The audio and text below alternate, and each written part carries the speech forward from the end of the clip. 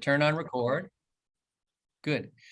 All right, so let's talk about our slides. And so we're going to save or share the screen. Click, click. Okay, and I'm going to shrink this. Good. Okay, what to eat, what not to eat. The mini-gastric bypass or the no MGB diet. The new American Heart Association diet. In other words, no MGB means if you do this diet, maybe you don't need the surgery. But if you had the surgery, this is what I would eat. Now, it turns out that a lot of people have a lot of different diet recommendations. And so I'm excited that the American Heart Association, which is a very stodgy, old time, slow to catch up with the latest recommendations, has come up with a diet that I think is very close to being right. And I'm going to translate some of the words in their recommendations to what I advise my patients. And so I think the idea here is focused on this. If you understand some of these things, it's very powerful and it improves your safety. Again, don't hesitate to contact me. And this is my email address. You can call me anytime. And today I have the honor of working with a patient from Pakistan. And so she's given me permission to give the rest of this talk, which I'm going to do now. And I want to thank you for allowing me to talk. I would emphasize that I'm not that smart, but I have learned through my thousands of patients and my brothers and colleagues around the world. So thank you all very much for your educating me to allow that to be shared with my patients. Just a reminder, this doesn't mean I'm your doctor. Don't listen to just anybody on the internet. And this is me on the internet, so don't listen to me. Make sure you check all these things with your own local doctor, and just listening to this doesn't mean that I'm your doctor. So this is from the Terminator, come with me if you want to live. So I hope I have some advice that will be helpful today. Now, this is it. It's not complicated, but this is it. This is all you have to do. And I'm going to summarize it here, but basically these are 10 rules and it's just as simple as can be. This is slightly edited, but number one, eat less calories. Well, that's obvious. And we'll talk about why and how to do this. But basically, people are eating too much, so eat less. In our case today, we talked to you about the fact that you're eating too much and you can't stop. And so saying this and doing this are hard. And we're going to come back to that. One of the things to eat less calories is eat fresh fruits and veggies. Almost always, almost nothing else. Okay, so let me say this a couple of times. If you want to eat less calories, instead of saying I'm going to eat less, just eat more fresh fruits and vegetables. And if you want to start off, one of the most easy ways to start is before you eat anything, before you have pizza or French fries or anything else, first have an apple, first have an orange, first have a banana. To start your way to getting better, eat more fresh fruits and vegetables, whole grains, and things like that. The very first thing you do, this is what we call a tactical decision. Don't shoot yourself in the foot. If you just say to yourself, eat less, by the time it gets to be 8 o'clock at night, you'll be eating junky foods. The way to start this, the way to win this battle is to start small. And every time you're going to eat something, always begin with a piece of fruit or a vegetable or something like that. Number 3, and this is from the American Heart Association, and I agree, eat whole unprocessed grains. Okay, now, a lot of people argue, should it be a keto diet or should it be high fat or should it be, the answer is the most important thing is to eat fresh fruits and vegetables and relatively unprocessed grains. Okay, not processed flour. So that means in general, chapatis, as we know, are frequently processed and often made with oil. So no fat and maybe no chapatis, depending on how you make them. But in general, whole unprocessed grains. In short, almost never eat meat, dairy, or eggs. Okay, almost never eat meat, dairy, and eggs. And if you can't stop yourself, before you have any meat, dairy, or eggs, first have a piece of fruit or vegetables first. And the more of this you can have and the less of this will make you healthy and thin and happy. and for other reasons we'll go into. If you think you need protein, you can get it from plants. Never eat processed meat. So that's things like lunch meat, hams, different things like that. Never processed meat. Number 5, American Heart Association and Dr. Rutledge agrees. No fried anything. Never fry anything. No high temperature cooking. No potatoes, nothing like this. High temperatures create something called advanced glycation end products, also called AGEs. And they in fact do age you and harm you and make you fat and sick and turn on dopamine. So never fry anything. It tastes good, it's bad for you. You could take cocaine. We don't recommend cocaine, and we don't recommend fried or high temperature cooking. Okay. No processed foods. Okay. Food processing is essentially poison. It's why the world is fat and has heart attack and stroke and problems like bipolar disease. When food is processed, we convert it in from healthy to harmful.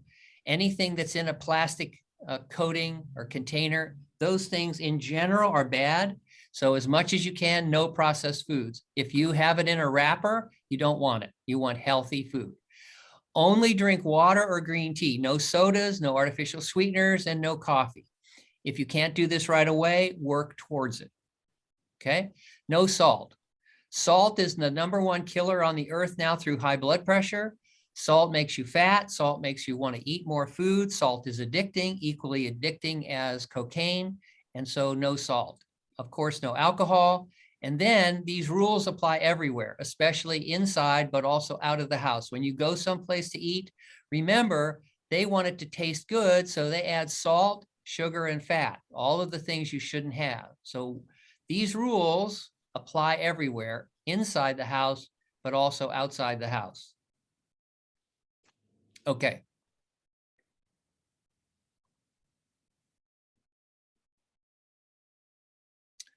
Okay, so American Heart Association, a very stodgy organization, has finally come back with their dietary guidelines, which I just went through, but I'll show you what they said. This is their graph, which they kind of mess up their own guidelines, so I'm not going to skip over it. I'm going to skip over it because I think it's poorly done. But this is the way they said what I think they're trying to say, which is adjust energy intake and expenditure to achieve and maintain a healthy body weight. Well, what does that say? It just says eat less. Stop eating so many calories. Okay. But look at how they said it. Sir. Yep. Yes, sir. Okay. Number 2, this is pretty good. Eat plenty of fruits and vegetables. That's understandable, but choose a wide variety, not just one. Don't just live on bananas or apples or something like that. You need a wide variety of fruits and vegetables. That's the way it was designed. And look for colors.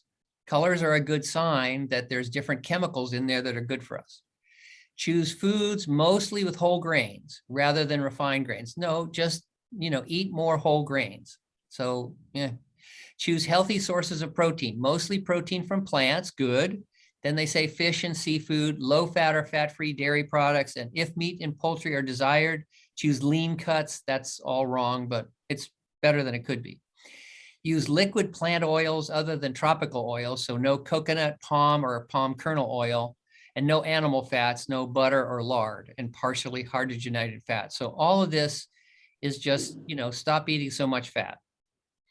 Choose minimally processed foods, but instead it should be unprocessed and ultra-processed out.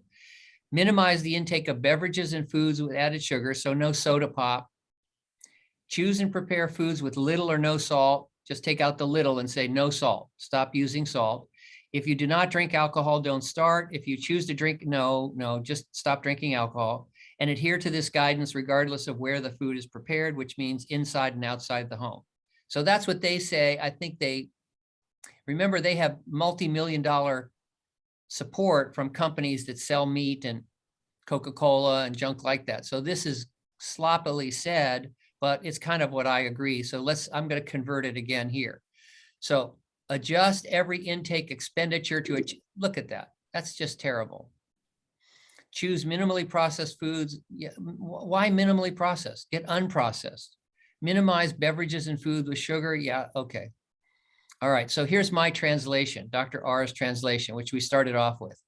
Here's their words. Here's my words. So adjust energy intake and expenditure to, blah, blah, blah. No, stop eating so darn many calories. Yes. Eat plenty of fruits and vegetables. Job one, the most important thing you can do, eat fresh fruits and vegetables.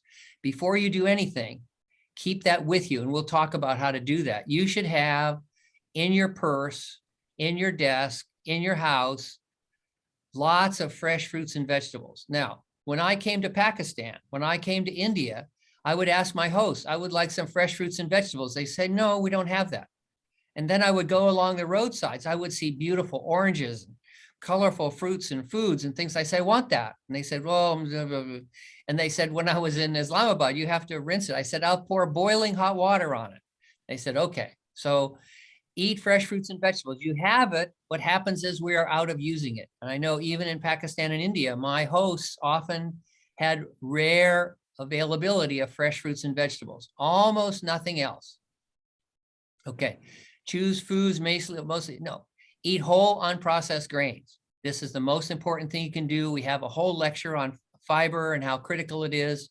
Stop eating meat, dairy, and eggs, except maybe sometimes if you must, but it's a bad idea. Stop eating meat, dairy, and eggs. Stop eating. Protein comes from plants, rarely if ever seafood, rarely if ever non-fat dairy products.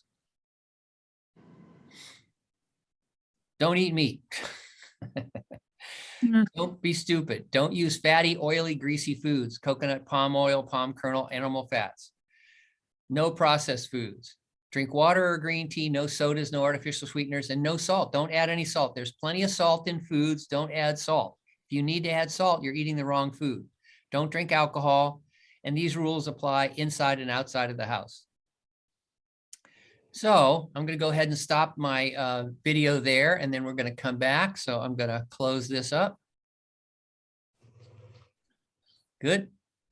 Yes, sir. And we're back. And so that's kind of an outline of my recommendation. So I'll stop for a second and go ahead and let you ask a question or two. I hope you'll forgive me for just rambling on there for a few minutes. Yes, sir. Any questions? Sir, everything is possible, but I'm just thinking about how will I live my life without salt? Yeah, yeah. How do you like your life now?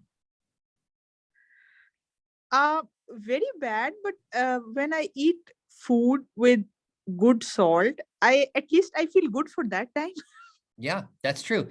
Let's imagine, have you ever seen, or do you know anybody who is addicted to an alcoholic drink or to narcotics or anything like that? Do you know, sadly, anybody like that?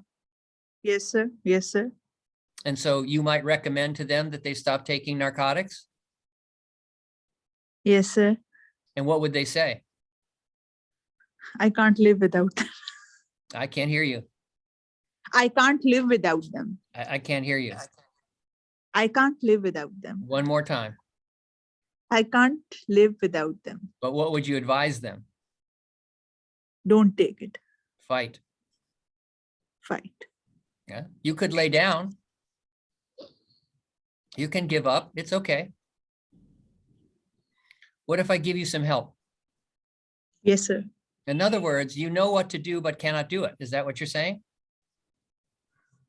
Not exactly. I'm just thinking about some, I just wrote it down. Can I use pink salt? No. Okay. No salt. Done. Pink salt is nothing but a marketing trick. Somebody came up with that idea. It's malarkey. Okay. And can I use air fry? No. That's high temperature. Okay.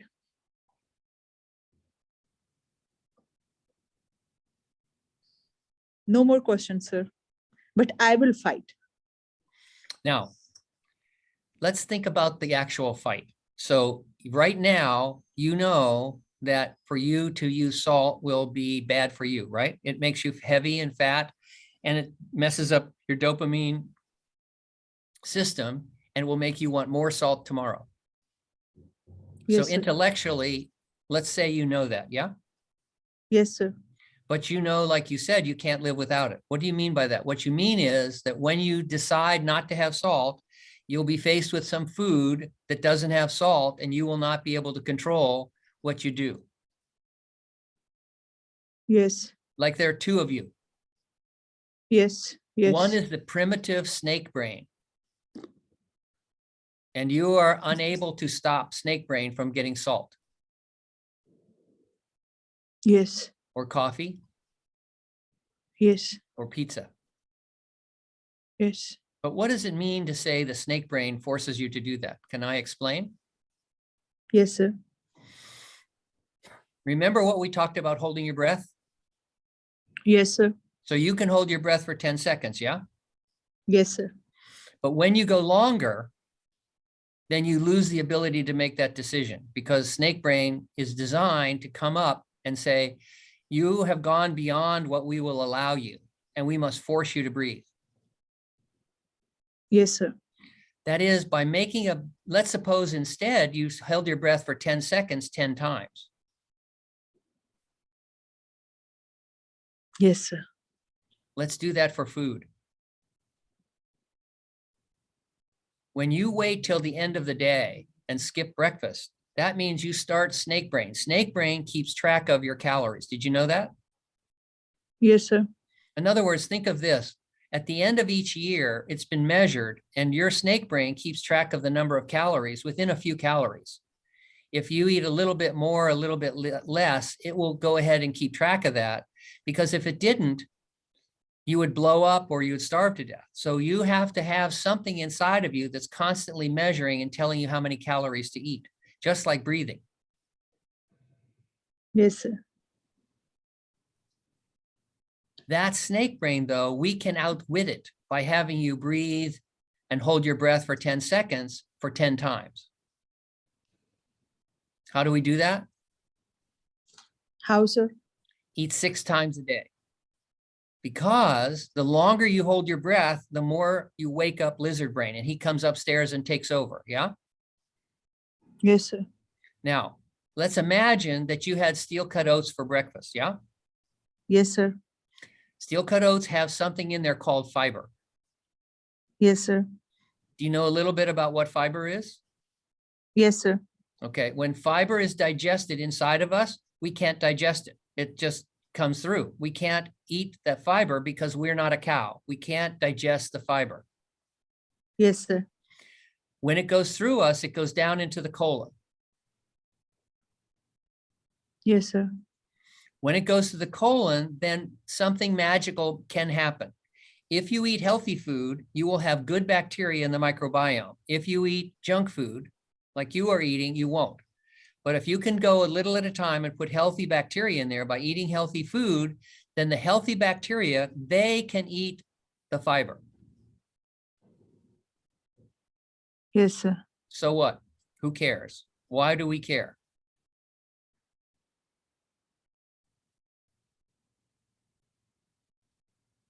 You want me to answer? Do you know? Because healthy bacteria is healthy gut, and healthy gut is healthy me.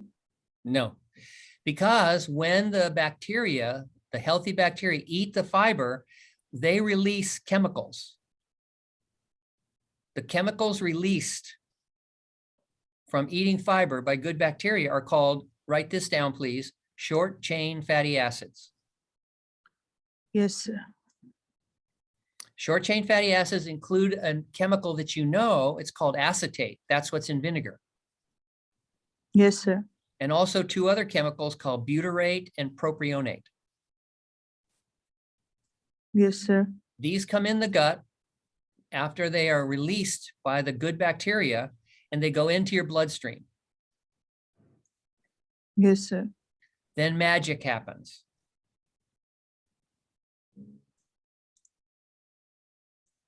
How? I have to stop here for a second and tell you about a drug that costs in the US $10,000 a year. That injection? Yeah, semaglutide, which is a GLP1 agonist. You remember this a little bit? Yes, sir. Okay, so we know now that there is a drug called semaglutide and it has other names, Wegovy and a few others, and it's been studied. The drug itself affects a hormone in our body called GLP1. Yes, sir. This drug, when injected once a week, has been studied, and those people who take it once a week for a year lose about 15% of their body weight. Yes, sir. Okay? It has side Yes, effects. sir. It can make you nauseated and upset stomach and all kinds of other side effects, but generally pretty good. But that chemical raises something inside of you called GLP1, okay? Yes, sir. GLP1, when you inject it into animals or people, makes you stop eating. Yes, sir. So far, you like it? Yes. In America, though, it costs $10,000 a year. And when you stop it at the end of a year, then your weight comes back. So you have to take it every year. So 10 years would be 100,000 US dollars. What do you think? Could you send me $100,000 and I'll send you some Wegovy? Not possible. No, I know. But what if I could give it to you for free? I would love to. Okay, stay with me. Remember a moment ago, before we started talking about the GLP-1 drug, we were talking about fiber. Yes, sir. And when the fiber is digested, it releases acetate, butyrate, and propionate, which are short-chain fatty acids, and they come into the bloodstream. Yes, sir. Do you know what they do when they come in the bloodstream? They release that hormone which makes us They release GLP-1. And so when GLP-1 goes up, that desire to have pizza goes down. okay. You hear what I'm saying? You see where I'm going? Yes, sir. Yes, sir. Not forever, not forever, but when you eat healthy, the GLP-1 goes up, but I'm not done. The drug affects GLP-1, which is one hormone. Yeah? Yes, sir. It makes you less hungry, right? Yes, sir. But there are more hormones in our body. Yes, sir. You have written down GLP-1. You're going to look it up and see if I'm making up all these stories, right? Yes, sir. There's another drug to write down, another chemical. You ready? Yes, sir. Peptide YY, or just PYY. Yes, sir. When you eat fiber, the fiber goes down, it gets digested. When it goes up with the short chain fatty acids, not just GLP-1, but PYY also. Yes, sir. Is that making you happier? Yes. All right, now, but we're not done. There's another hormone that makes you stop eating. You ready? Yes, sir. amylin, AMYLIN. That goes up with fiber and short chain fatty acids, not with the GLP-1 agonists, but it goes up when you eat fiber, and it causes animals and people to stop eating. And that goes up with fiber. 3 hormones. But I'm not done.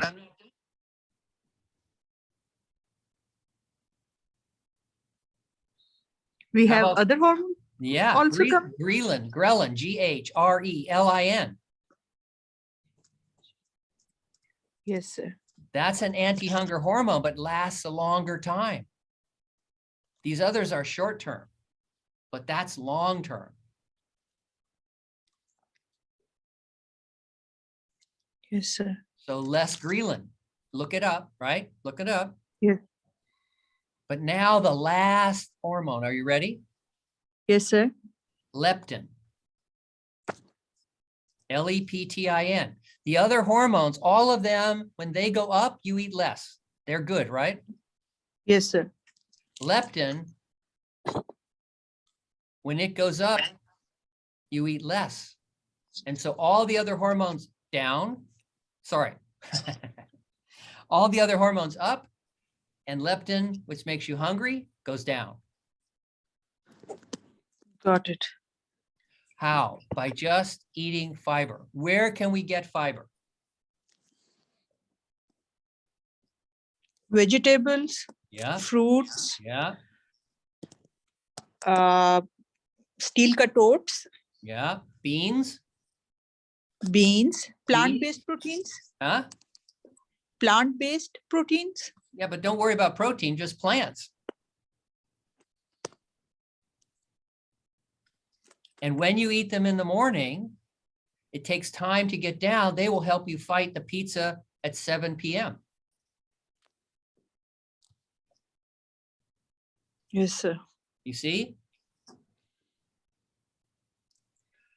In the morning, when you get up, your willpower is strong and you don't eat anything. So that means you Yes. get your gun to go to war and you don't put any bullets in, and then you get killed at the end of the day. You see what you're doing? Yes, sir.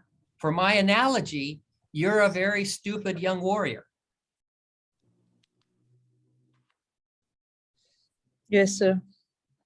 We want you to be smarter.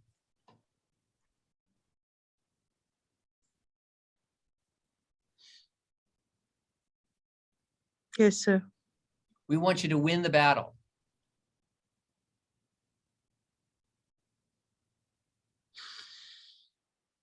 Can you see a way out? What if I could help you when you have those cravings that you know are wrong?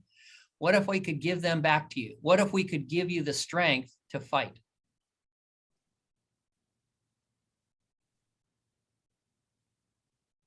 Yes, sir.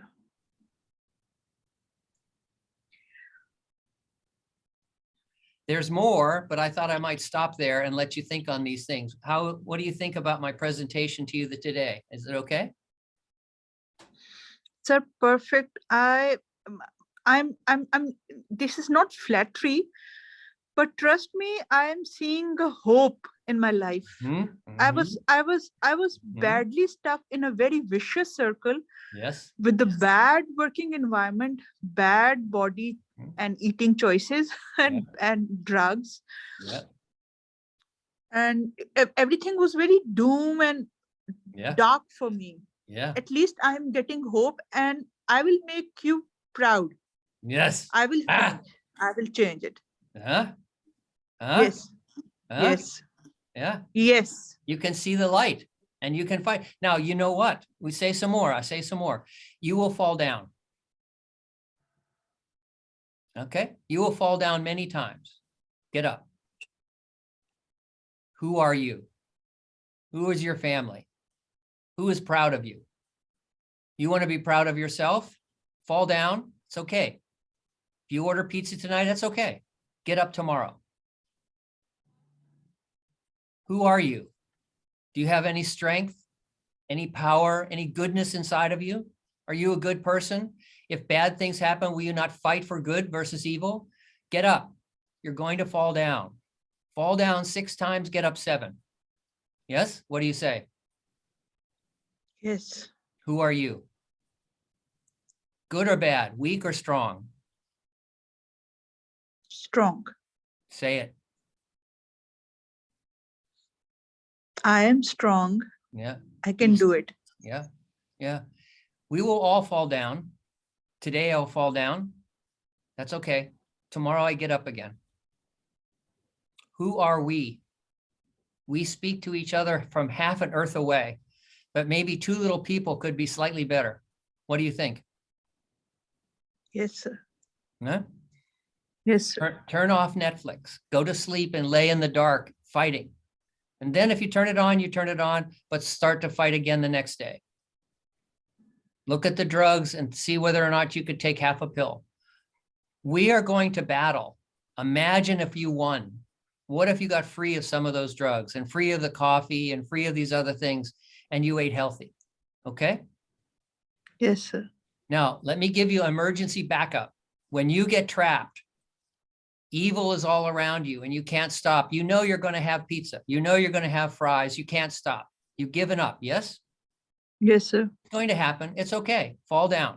Before you fall down and you're shot and killed on the battlefield, to start again tomorrow, I'll give you one little thing to help you. It's called AOB. When you're in trouble, when you're going to have coffee when you know you shouldn't, when you're going to have something you know you shouldn't, AOB. All that is it's a ripcord. You pull it, you know you're falling, you know you're going to have pizza, whatever you're going to have. It's okay. But you say to yourself, AOB, it means I'm going to give up, but I'm getting up again tomorrow. You can't kill me. I'm getting up again tomorrow. So when you're in trouble and you're going to eat badly, you're going to watch Netflix, you can't stop, just say AOB. Have a bite of an apple, a bite of an orange, or a bite of a banana before the pizza, before the TV, before whatever.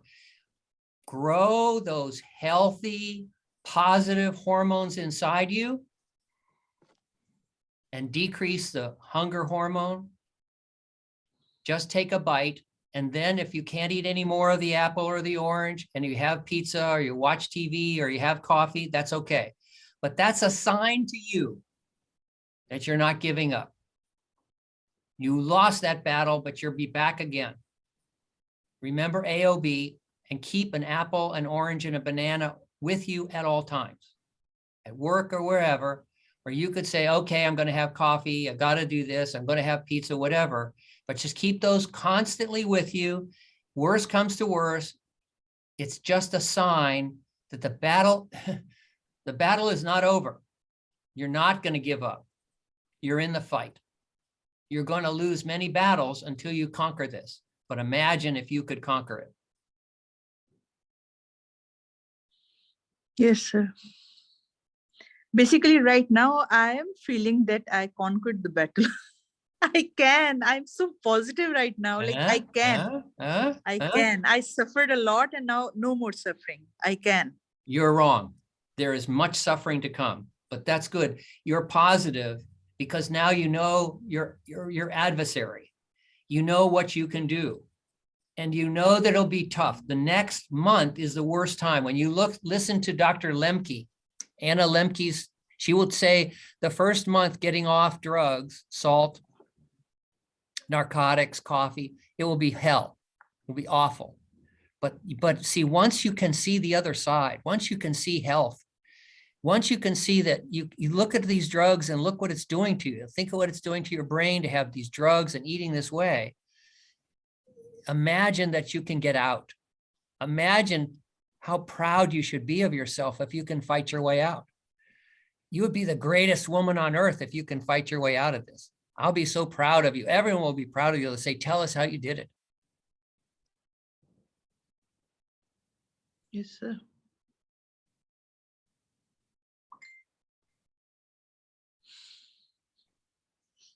Yes, sir. It's been my pleasure and honor speaking with you. And I have no words to say thanks to you. I will tell you one little story. So I have talked about this like a battle, and you are the one who has to go out and fight, but I have a role as well. I am the fat, lazy general, and I tell you to go fight. So forgive me, as I take no risk in telling my patients to go out and fight.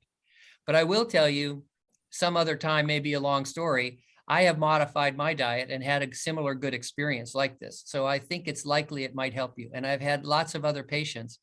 And if you want to speak up on our Facebook page, you can talk to others and tell them about your experience. And they sometimes can be with you and help. People will ask questions, you know, can I do this? And can I do that? And can I have a potato? And all different things. And the research shows when you show and share your experience with others, it helps you stay true to your commitment, because it will be hard the next month and the months after that, given all the medicines you're on and things like that. It's not going to be easy. But hope is a powerful thing. And goodness is a powerful thing. And hope and goodness together. Yes.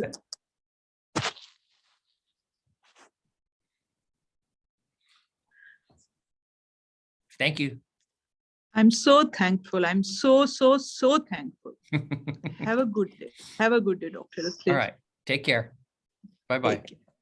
Thank you.